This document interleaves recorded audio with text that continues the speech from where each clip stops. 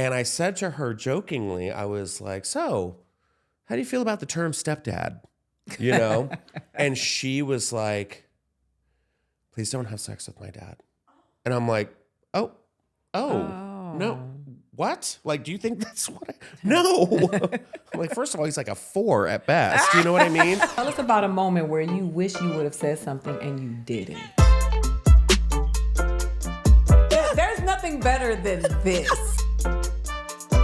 Say what you mean. Say what you mean. Say what you mean. Say what you mean. Say what you mean.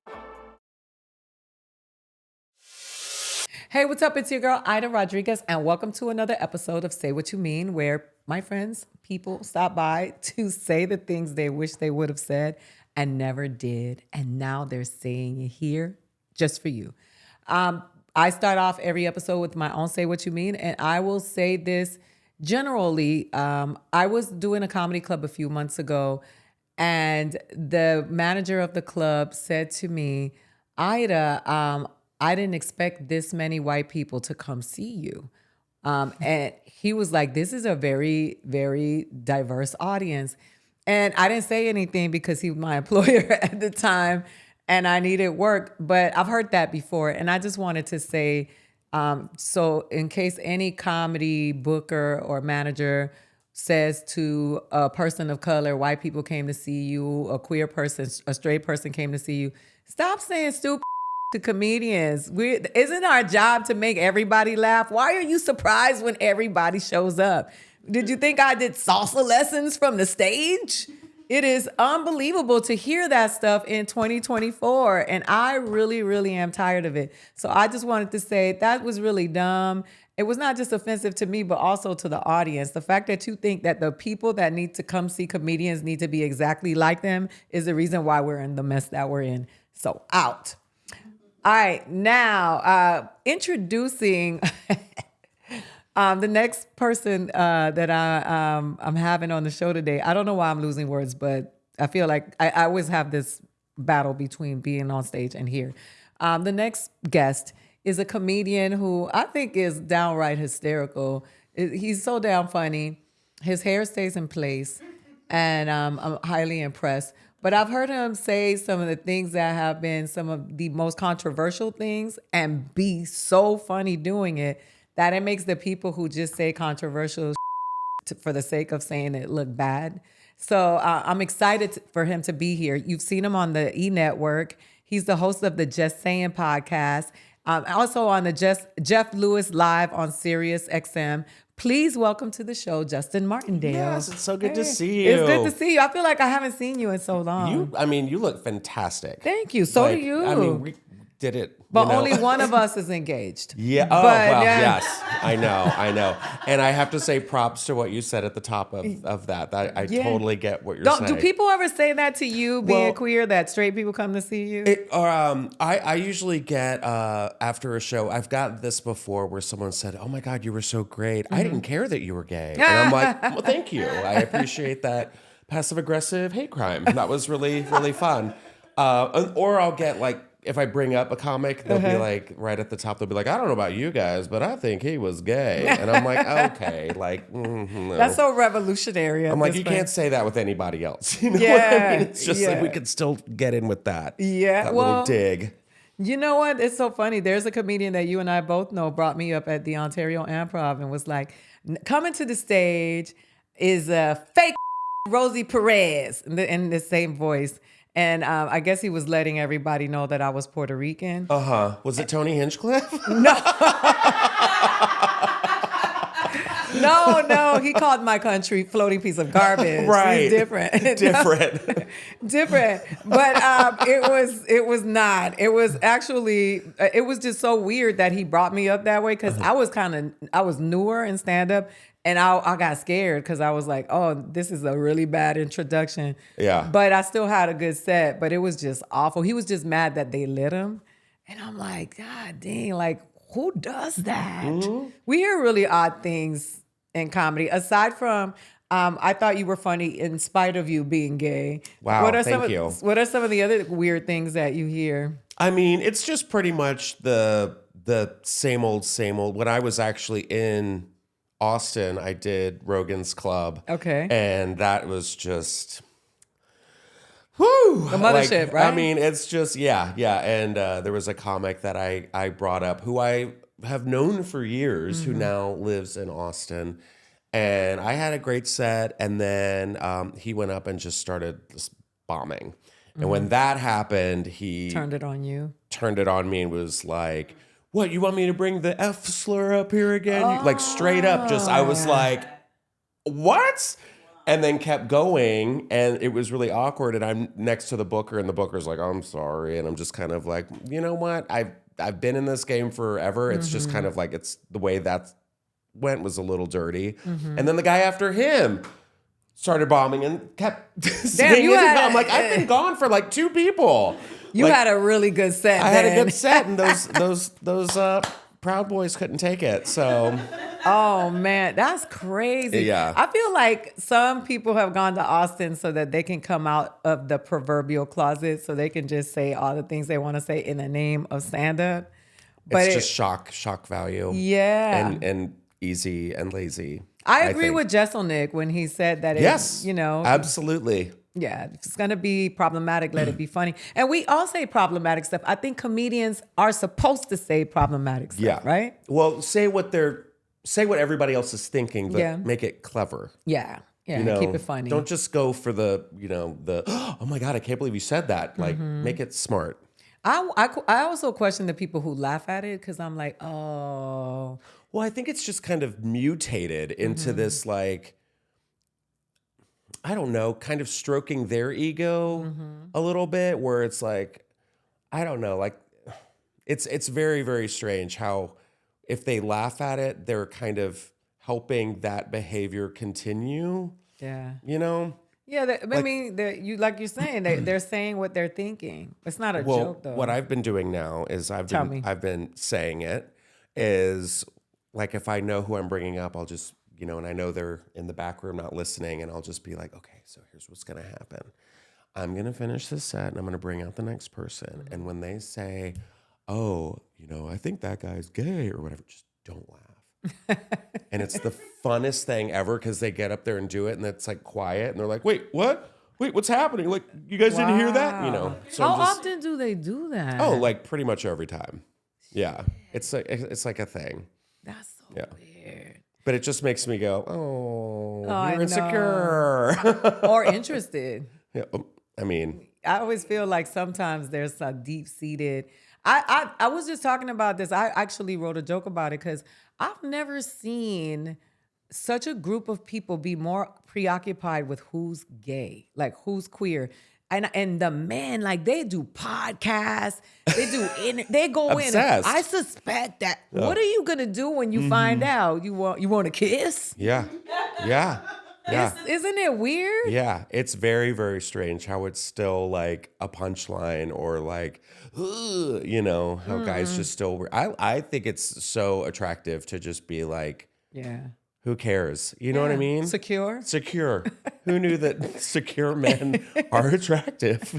You know why? Because they're rare. Yeah, that is You true. want it more when you know you can't have it. Absolutely. The straightest men I know are the ones that have the best relationships with queer people. Yes. Like, they are able to be around queer people. Yeah. And it's just, those are the ones that I don't question. The ones that are like running away from them because they think it's going to rub off, We have a neighbor across the street who he will just take his shirt off and work out in the front yard and just doesn't care. But me and my fiance are like those Southern women at the window, just like, you want some lemonade? He knows what he's doing, but we're just like, hey, like, we made you an ambrosia salad, like. Ambrosia salad is the worst thing ever for me. Like, is that marshmallows? Yes. Oh, Lord. No. I always thought the white people were coming to take me when I saw that The ambrosia salad. Oh, sick. Does it have coconut in it? Probably. Yeah. I only know that because that's Joyce from Edward Scissorhands. That's what she brings over. And she's like, it's like a Jell-O with marshmallows. It's the whitest. I think there's raisins in it, too. Can't say raisins to a Puerto Rican woman. No, they just do not like it at all. You know what's funny is that Puerto Ricans have this rice that's made with cinnamon and raisins, but it's a dessert. It's supposed to be a dessert. Arroz con leche. What is it called? Arroz dulce, right? Ooh. Yeah, it's rice pudding. Okay. And it has raisins in it. But I grew up poor, right? Uh-huh. So I was exposed to roaches. So a raisin reminds me of a roach. When I was little, I was like, this has roaches in it. Oh, that sounds good. Is that like horchata? Like the That has a cinnamon. milky. Mm. So how long have you been doing stand-up? Too long. No. Too damn long. I mean, probably since like, I think 2008. Okay.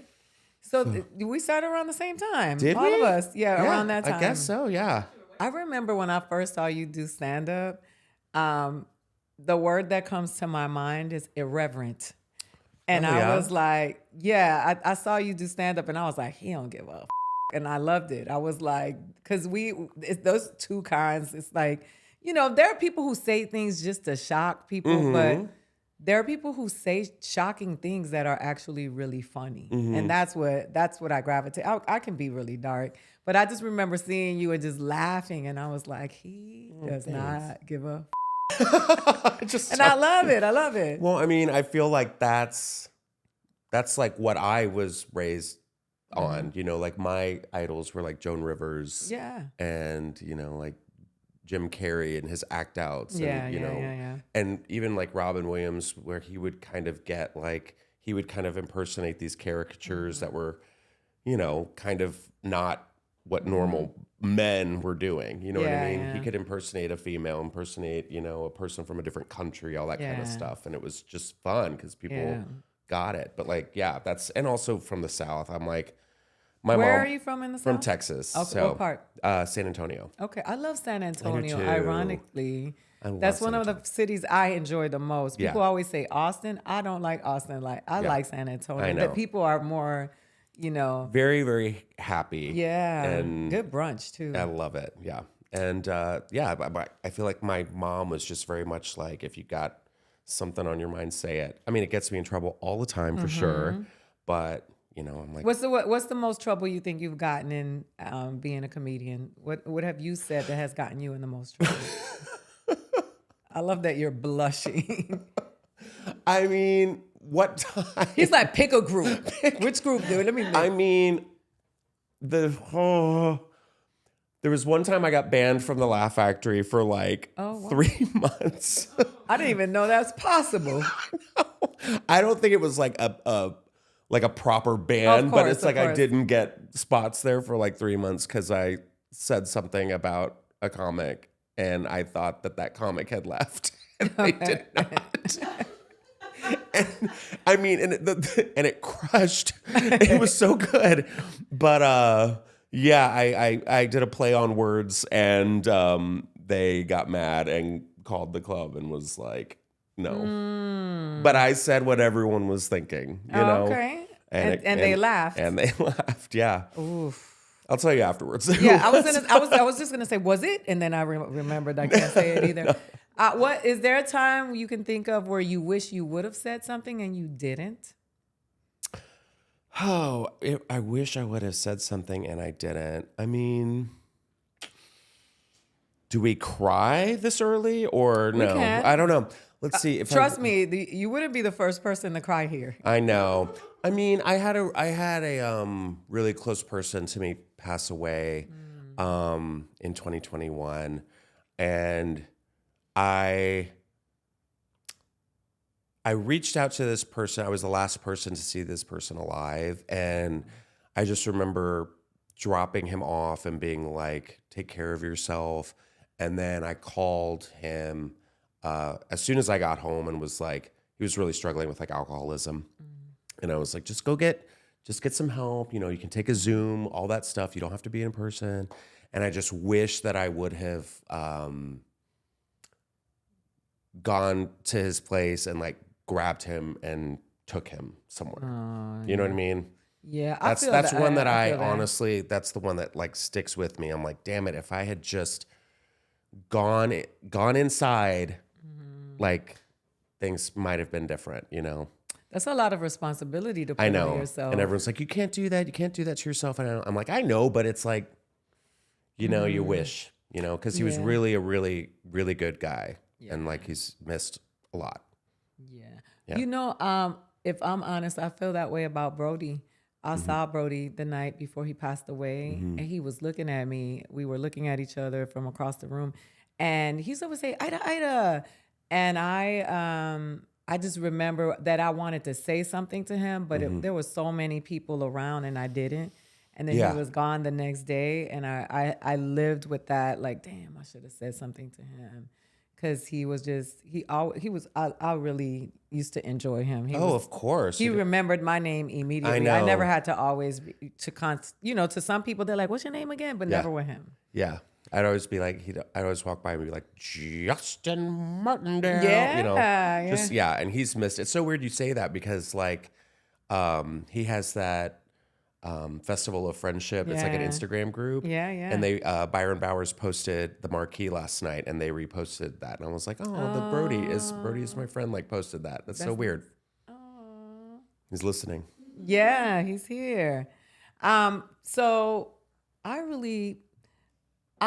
what's the oddest stand-up comedy show you've ever done? Like, I always want to hear about your world. I don't get to see comedians because we're isolated. We're gone when we're on the road.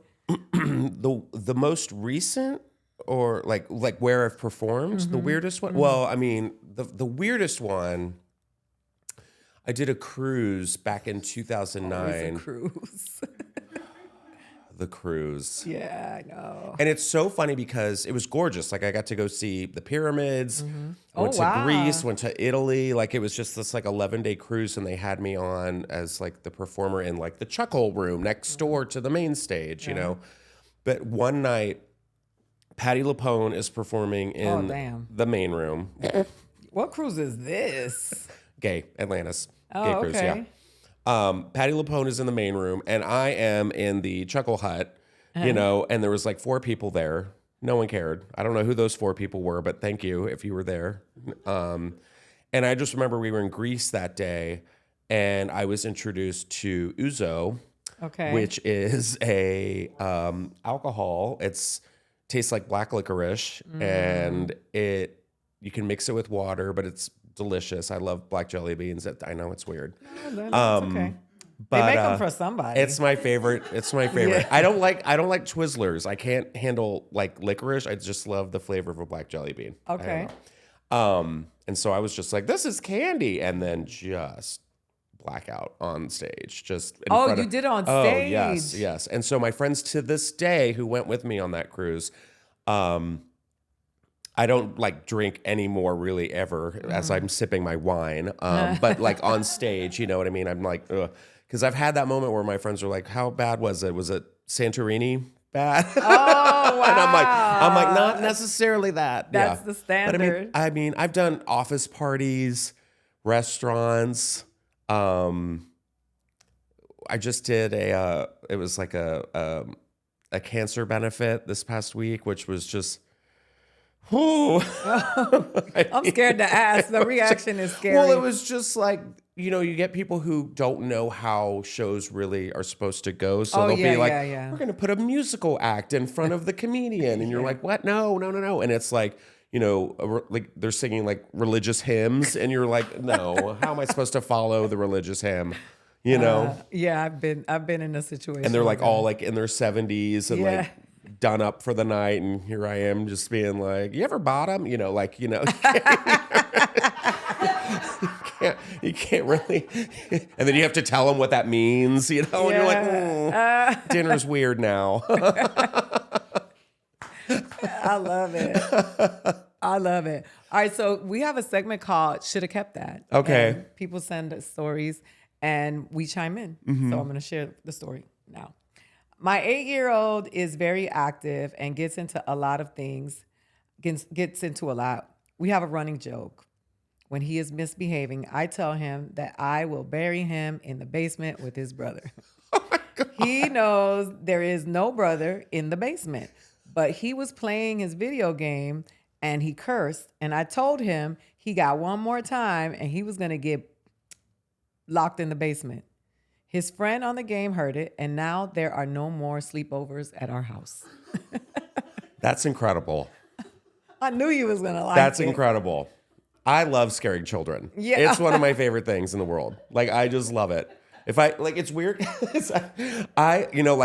Plus I'm tall, so little kids are always like drawn to me because I think they're just like, what is that? You know, I'm like a unicorn.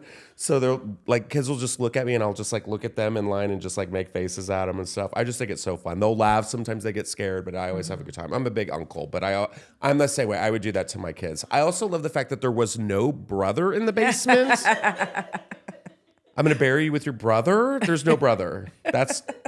So now we're inflicting like hauntings on this child. Yeah. Go for it. I love it. Oh, I mean, Scare that kid. The pro-life people are going to be really upset. They're coming for that joke. That kid's gonna learn now. Be like, and I love that like people heard it on the games. And plus, you don't want kids over at your sleepover. No, that's a perfect save. that's a great save. They're like, I don't want to go over to his house. His mom locks him in the basement. Yeah. Sure, and be like that neighbor folklore. You know what I Yeah, mean? let Let them the spread neighbors their- talk. Yeah. You know what's funny? Do you feel I don't know if it's a divide, but there's definitely something that happens with generations, right? And I don't know if it's generations or if it's cultural. I'm trying to put my finger on it, right? I think the kids are too soft. Yes. I was having a conversation with some friends at dinner, and their friend brought their little girl over. And we were talking about what was going on in Africa and parts of Africa, because not all of Africa is having issues with starvation. But we were talking about that David Attenborough picture. Love David Attenborough. Right, but there was a picture that he took where there's a little boy that's sick and he looks like he's close to death. And there's a bird, one of the praying birds, overlooking the baby, waiting for him to die. And we were talking about the picture.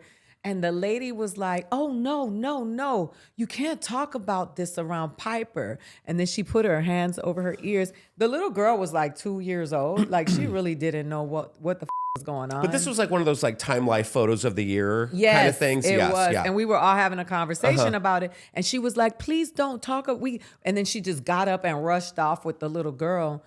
And the bird picked her up and took her I off. wish. I know. But I was like, there was no empathy at all for the baby in the picture. Yeah. It was all about It's this all little about girl. Piper, right? Yes, and I bet you Piper Is a monster. Yeah, I guarantee you. You can't protect your kids from life. You can't protect your kids from the name Piper. No. Like, do you think Piper wants to be named Piper?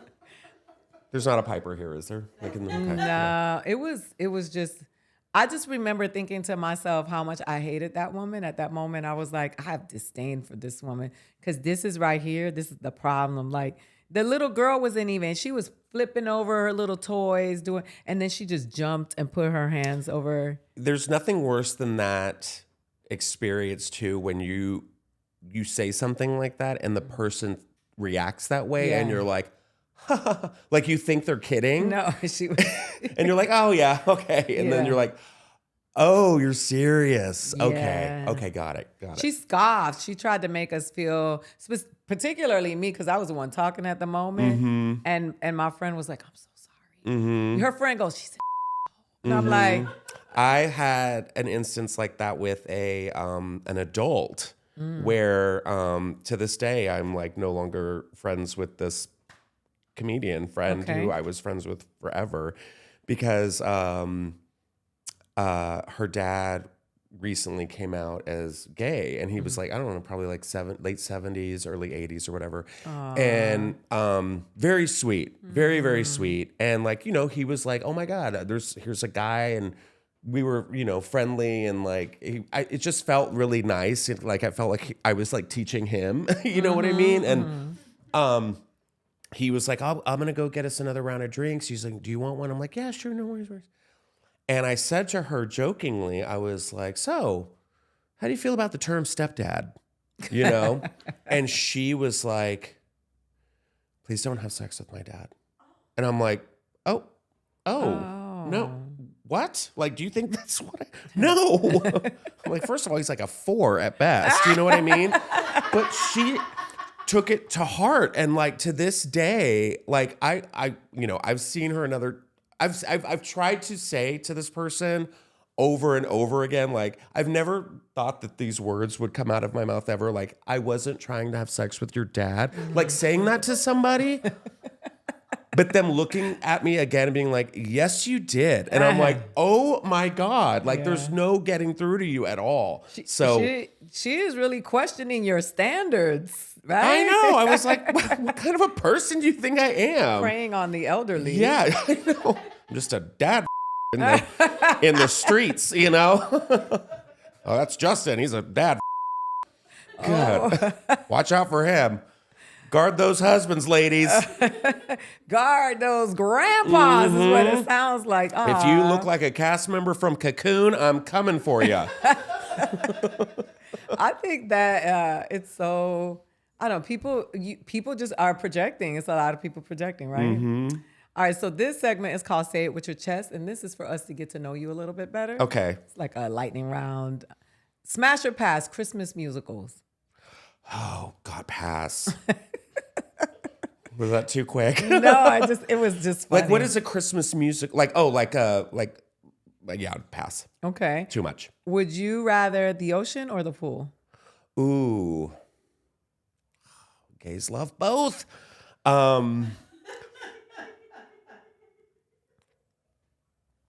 The pool. I feel like you could get in the water better. Okay. The ocean can be tricky. Yeah.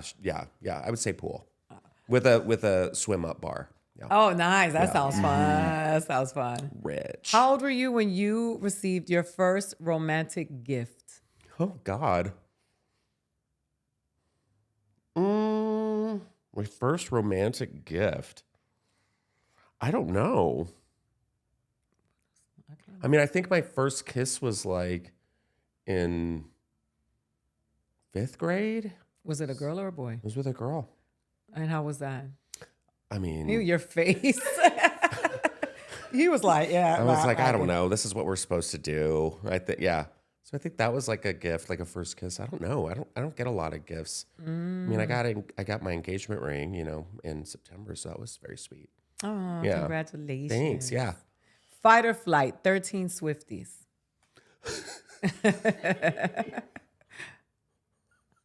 Fight or flight? Fight or flight. What does that mean? That means, are you fighting 13 Taylor Swifties, or are you going to run away? Ooh. Angry ones.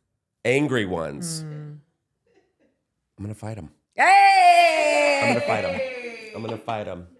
I've said many things about Taylor Swift. I appreciate her generosity. I love that she pays her bus drivers, takes a plane to Starbucks just like us. Pay your bus drivers? Yeah, she's like generous, she's got money, so she's like using it and helping out her, crew and all that stuff. But it's not for me. I've tried and I don't get it.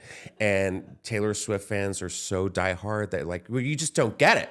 You don't get it, and I'm like, okay, now you're crazy. And why are my tires slashed? Like, it's insane. Like, it's crazy. You can't have like an opinion on music anymore. Everyone has to just, you gotta like everything. So this is not a Christmas musical, but it's a Christmas movie, and they're making a Christmas movie about Taylor Swift and Travis Kelce. Oh yeah, Lifetime. Yeah, or Hallmark, or one Hallmark. of them. Yeah, and like his mom is in it. Like, it's crazy. The Kansas City Chiefs are in it. Yeah, Jenna Bush is is in it. Like, everyone's in this movie. I feel like in order to book a movie, you gotta not be an actor, right? Right. Right now, I need to go do something. I don't know what I'm gonna do so I can book a role in a film. Yeah, just any like Lifetime Hallmark movie, you can make it. I just saw Hot Frosty. Did you see that? Yes. Yeah. I couldn't finish it though. I mean, it's Merry Gentleman. I saw that one. That one was. Oof. They love that guy though. The guy Chad Michael Murray. Yes, they love Chad. And Maxwell Caulfield, the guy from Grease 2. Yes. I mean. Those two guys. He was a killer in a movie, though. Well, probably. Yeah, he was too believable for me. I've never liked him since. Too believable for me. Yeah, I was like, this is a method for him. I don't know. You've done this before. Yeah. Do you have a brother in a basement? Yeah. The callback. If you could say one thing to your favorite teacher, what would it be? Oh man. I would say thank you. I mean, that's pretty legit. Like I had an amazing, I had so many great teachers. Like I can't even just name one. I was such a teacher's pet. Yeah. But no, I had great teachers who just saw me, who let me express myself, let me kind of like take risks, you know? Let me just be a weirdo and play. And they just I had some great teachers with great names. I had Mrs. Macbeth. Oh shit. Miss LaPresto. Oh, Miss LaPresto. That was my drama teacher. I don't know if that was her real name or not, but props to you for having a stage name. Like, go, bitch. Mr. Hoig. I had Miss Mogford, Miss Brady. I mean, too many. I had Miss Temple. Great. That's so great. I still keep in touch with some of them, like on Instagram and stuff. It's crazy because I'm like, how old are y'all now? Like. So tell everybody where they can find you, where they can find out where you're performing. Oh man, pretty much you can find me on Instagram at Justin Martindale. I got some dates coming up in 2025. I post all that stuff on on Instagram, and the link tree. I have a link tree, which can always get you in trouble. You know? Yes. I always check a link tree to see if someone's done porn. Oh wow. Yeah, it's a good tool to have. You know. Yeah. Wait, can I tell the story really quick? I was telling Vanessa about this earlier. I had one of those like life moments that kind of came full circle. I was driving here and I passed this billboard of a storage unit. Okay. And the person on the ad for the storage unit I hooked up with like years ago. What? Where's the billboard? Right on it's on Vine and Santa Monica. Oh wow. And I was like, oh, I'm going home that way. yeah, that's him. Be like, Justin, got that, yeah. Yeah. That storage unit ad. That's full circle for real. Those were some good hoeing days, you know? Oh, God. I love it. I mean, for me, you got to look at the county's inmates to see who they brought in and see if you might find somebody that I was with. Beggars can't be choosers, Hey, you know? that's it. I want to say thank you for joining us with Justin Martindale on Say What You Mean. We want to invite you to follow us on social media at SWYM Pod on all social media platforms. If you are listening, please hit the subscribe button if you're on Spotify or Apple. If you are watching, please hit the subscribe button. Don't forget to give us your rating and your review. And we will see you next time on Say What You Mean.